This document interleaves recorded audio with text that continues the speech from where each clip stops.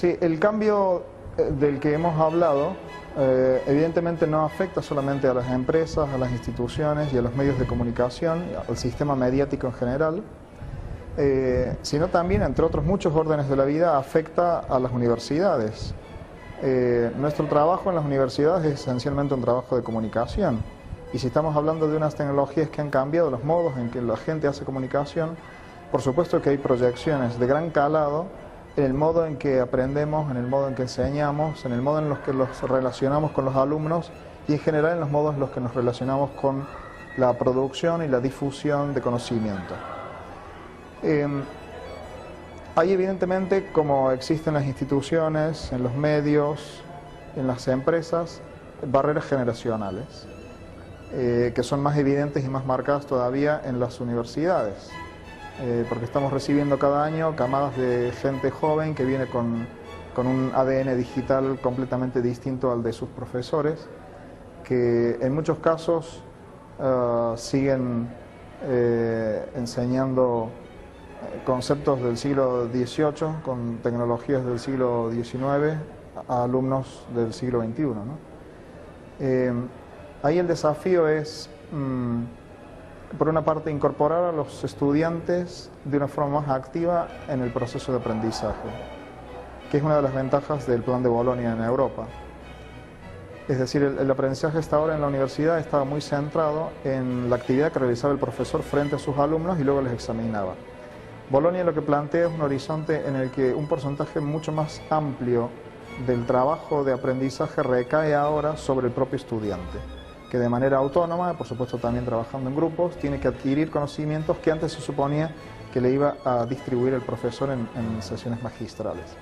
Entonces esto es un primer dato, que en otros entornos hablaríamos de contenido generado por usuarios, ¿no? Aquí hablaríamos de experiencia de aprendizaje generada por los propios estudiantes.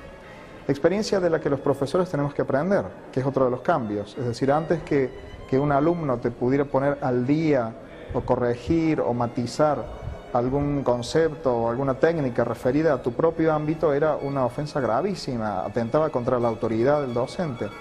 Mientras que ahora nuestro espíritu debería ser todo lo contrario. Es decir, yo en las clases que tienen que ver con internet, con multimedia, con gestión de comunicación digital, estoy aprendiendo todas las clases de los propios estudiantes que me dicen: profe, aquí hay una herramienta que hace esto mejor, es más sencilla, etcétera, y enseguida eso lo transmitimos al resto del curso. Es decir, no afecta para nada a mi autoridad, al contrario, me permite seguir aprendiendo y me permite aprender de quienes están viviendo y de quienes han nacido con esa cultura.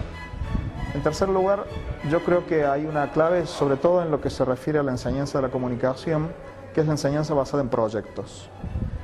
No la enseñanza basada en papers o en monografías o en tesines, etcétera, sino conseguir que los alumnos trasladen lo que se supone que han aprendido a lo largo de una asignatura o a lo largo de toda su carrera en un proyecto que pueda ser incluso vendible ante una empresa. No es simplemente una ficción o una hipótesis, sino es dar una solución de comunicación a un problema real que puede existir en su ciudad, en su ámbito regional o incluso ámbito nacional, de una manera innovadora, de una manera creativa, integrando tecnologías que permiten que las maquetas sean totalmente operativas, ¿no? No hace falta simplemente hacer una descripción de cómo sería el proyecto si se pudiera hacer, porque realmente tenemos herramientas para hacerlo completamente y que eso esté operativo, ¿no? Finalmente, otra de las ideas en las que yo suelo incidir bastante es que cuando hablamos de innovación tecnológica y universidad, es que hay que cambiar un poquito esa dinámica de pretender que la universidad esté al día o vaya detrás de la innovación tecnológica, ¿no? Estar al día, ponerse al tanto, actualizarse.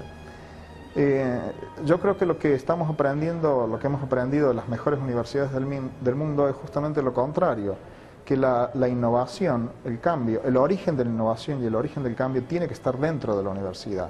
La universidad tiene que ser el factor de cambio dentro de la sociedad, también en el ámbito de la tecnología.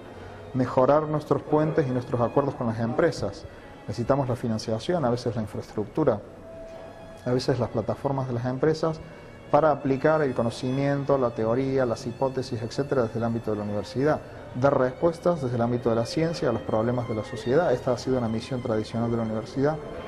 Bueno, ahora hay nuevos mecanismos para hacerlo.